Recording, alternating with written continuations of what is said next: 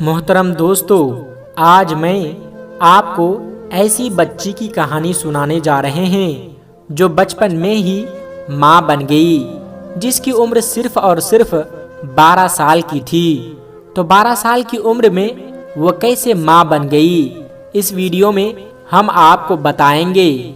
लेकिन वीडियो शुरू करने से पहले आप लोगों से एक छोटी सी गुजारिश है कि अगर आप पहली बार हमारे चैनल पर आए हैं तो इस वीडियो को एक लाइक करके हमारे चैनल कुदरत का करिश्मा को सब्सक्राइब जरूर कर लीजिएगा, ताकि ऐसी ही प्यारी प्यारी वीडियो हम आपके लिए हर रोज लाते रहें। मोहतरम दोस्तों, पाकिस्तान के किसी गांव में जुबैदा नाम की एक औरत रहती थी। जुबैदा की 2 बेटी थी। बड़ी बच्ची का नाम निशा और छोटी बच्ची का नाम आलिया था। जुबैदा के शौहर असलम को टाइफाइड बुखार होने की वजह से इंतकाल हो गया था।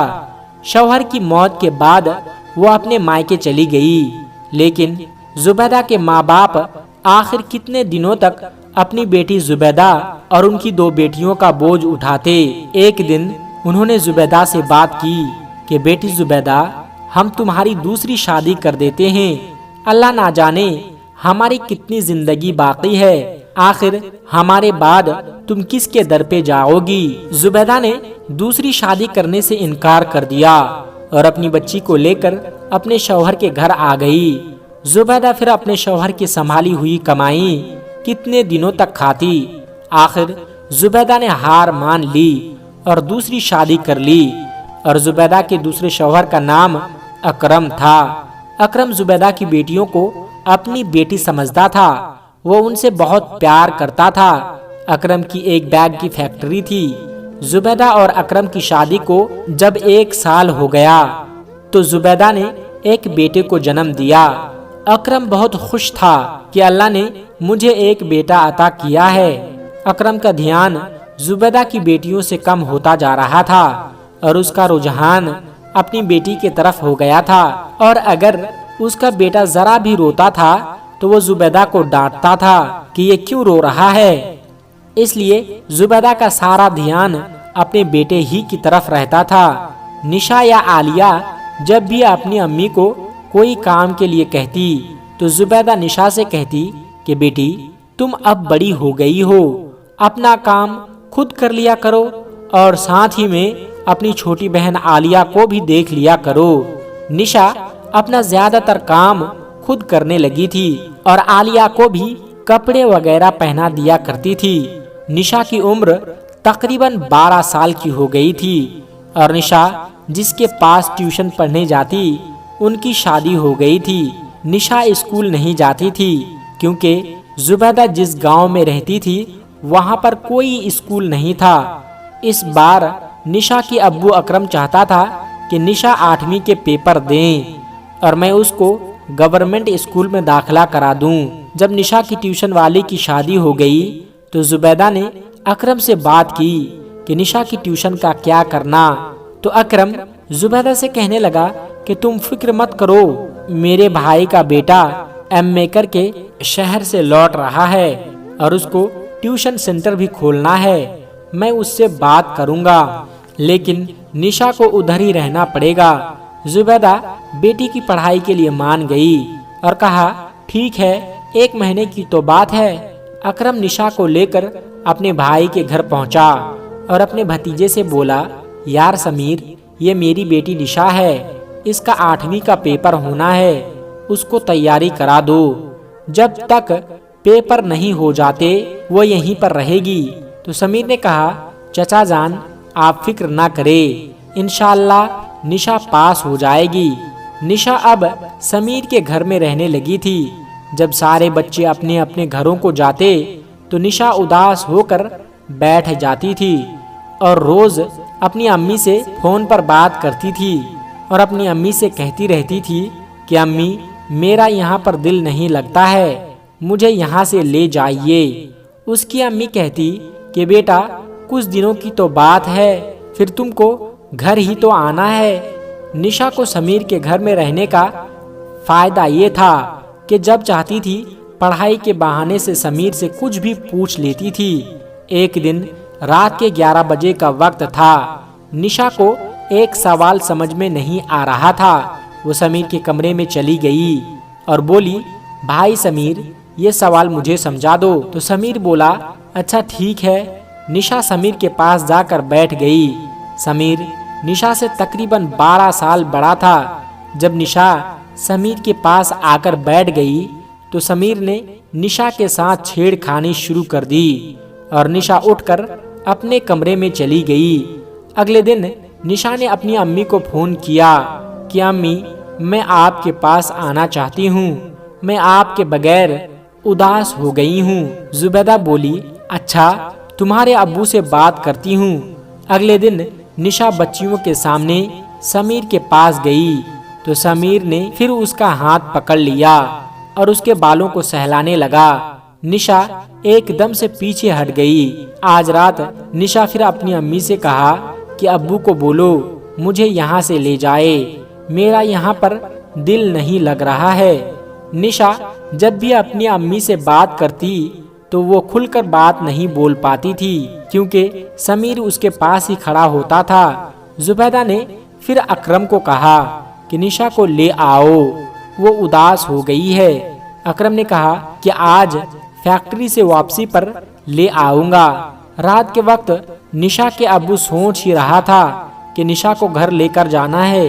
तभी अचानक 1000 बैग का ऑर्डर आ गया और सब काम करने वाले जा चुके थे। 2 ही लोग फैक्ट्री में मौजूद थे, लिहाजा अकरम उन्हीं के साथ लग गया। जुबैदा ने अकरम को बहुत फोन किया लेकिन फैक्ट्री पर मशीनें चलने की वजह से अकरम को पता न चला। इधर समीर के घर वाले किसी की शादी में चले गए थे। आज घर में समीर और निशा अकेली थी। समीर निशा के कमरे में आया और कहने लगा, निशा, आज तुमको कुछ पढ़ना नहीं है। लेकिन निशा ने अपनी आंखें नीची रखी। जब समीर निशा के करीब आके बैठ गया तो निशा उठकर जाने लगी तो समीर ने एकदम से उसको बेड पर धक्का दे दिया और उसको अपनी हवस का निशाना बनाया। अगले दिन निशा के अब्बू अकरम उसको लेने के लिए गया और बोला कि मुझे तो लगता है कि तुम्हें पढ़ने में कोई दिलचस्पी नहीं है। तुम रोज अपनी अम्मी को फोन करके कहती हो कि मुझे ले जाओ, मुझे ले जाओ। अकरम की इस बात पर समीर बोलने लगा, हाँ चचा जान, आप सच कह रहे हैं। इसे पढ़ाई में कोई दिलचस्पी नहीं है। जिस दिन से आई है यही रट लगा कर रखी है कि मुझे घर जाना है, मुझे घर जाना है। तो अकरम बोला, बेटा समीर, मैं ही पागल था जो उनके शौक पूरे करने चला था।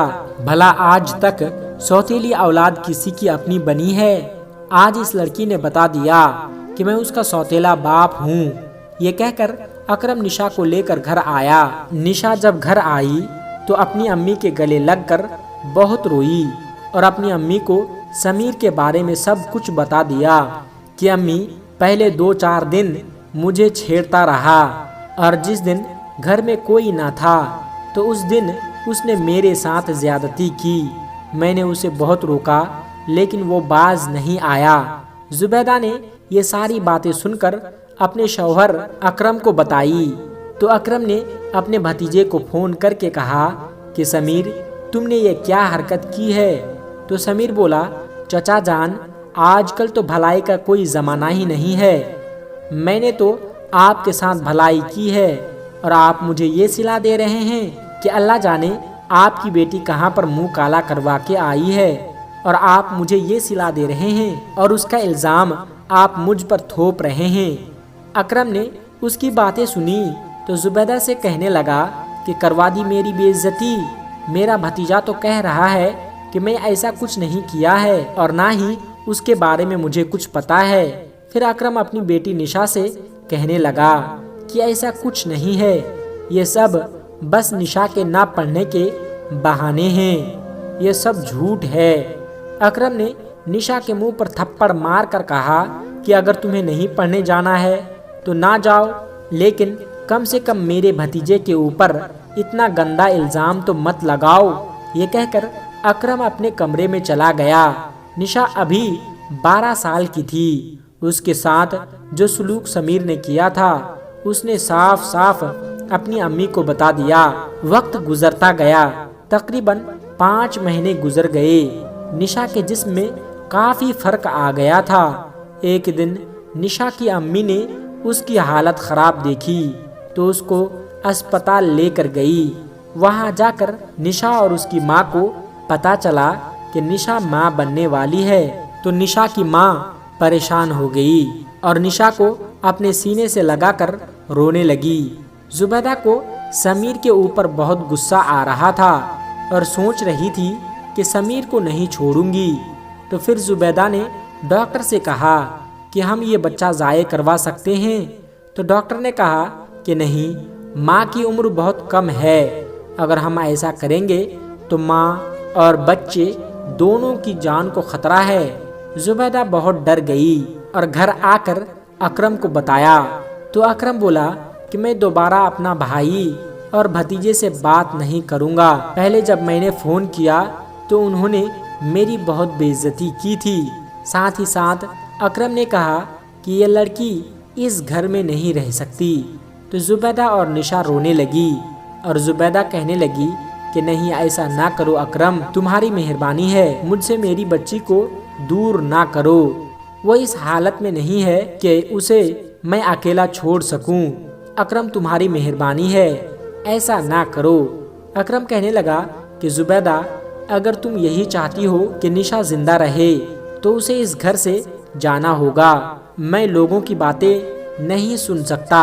लोग तो मुझे ही बुरा भला कहेंगे ना, और कहेंगे कि सौतेला बाप था, दिखा दिया अपनी औकात। हम सब के लिए बेहतर यही है कि निशा इस घर से चली जाए और उसमें निशा की भी भलाई है।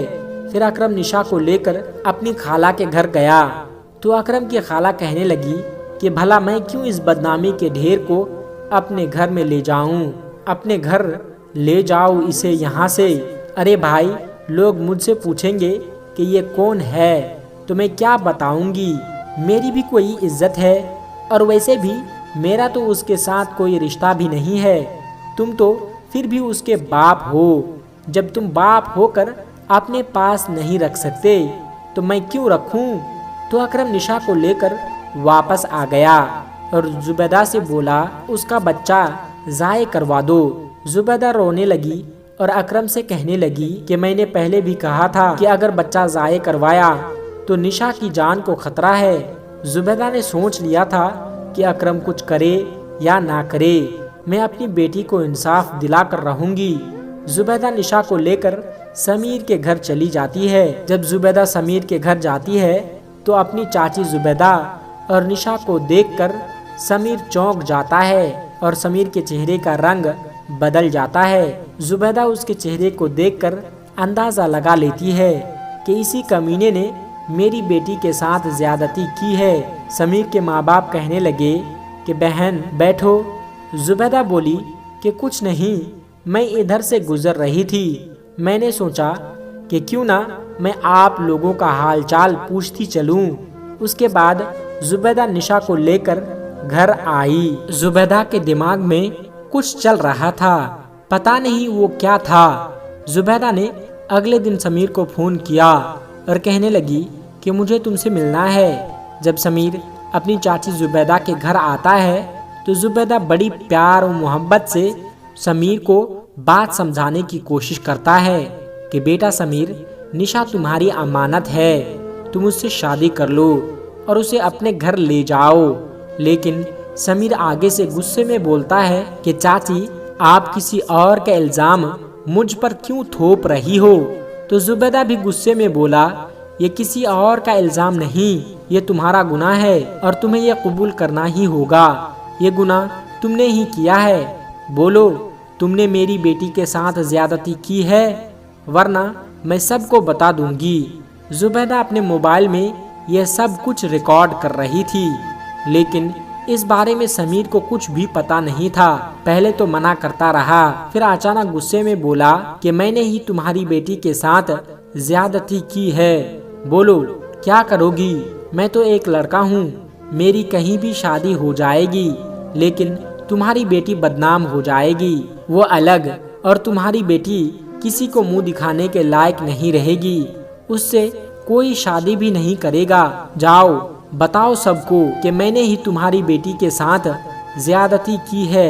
ये कहकर समीर वापस जाने के लिए मुड़ता है तो जुबैदा को समीर की बात सुनकर बहुत गुस्सा आता है और जुबैदा एक खंजर निकालती है और समीर के गर्दन पर दे मारती है और समीर की मौके पर ही मौत हो जाती है।